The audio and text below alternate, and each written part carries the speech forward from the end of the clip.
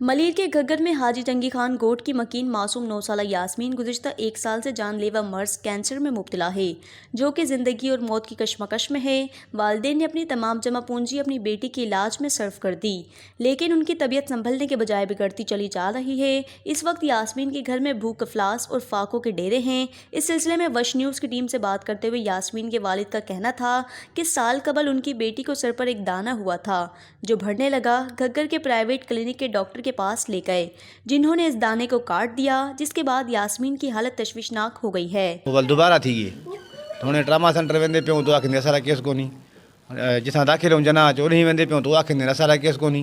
वो सिविल लिखी पे ॾींदे सिविल वाले ट्रामा सेंटर लिखी पे ॾींदे वो टई जणे खाते आखिर में असां केस कोनी को तो असां इहा सभु खां निभी पवंदी तो केस हे कंदा तो ऑपरेशन करे सी केरु।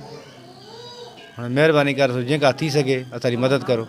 असां गरीब माण्हू जेको बि आहे इथूं उथूं कर्ज़ पखा पटे ॾियो सभु नड़ी ते ख़र्च की अथई असां खां। हाँ हुकूमत सिंध को सारी अर्ज़ी आहे सारा महिरबानी कर असांजी मदद की थी वञे। असां खां कुझु बि कोन्हे, जेको जेको आहे असां लॻा ॿाहिरि आहियूं।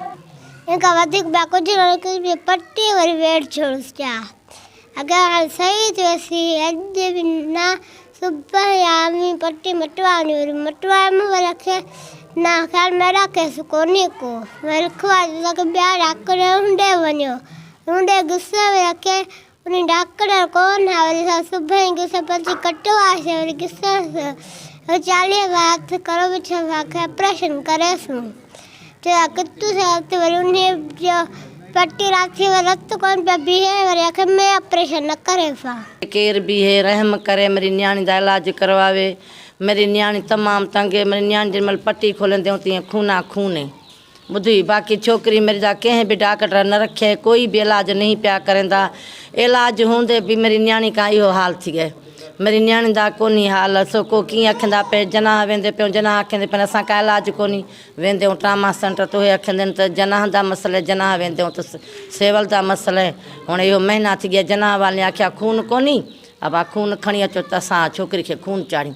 हाँ खून चाढ़ण नाल होवे असां का पैसा तो असां न्याणी किथों घिन वञी खून चढ़वाऊं, असां का वसियत कान्हे।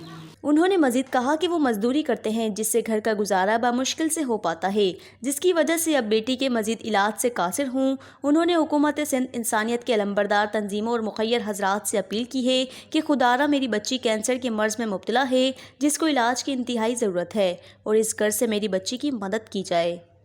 वश न्यूज़ मलिर।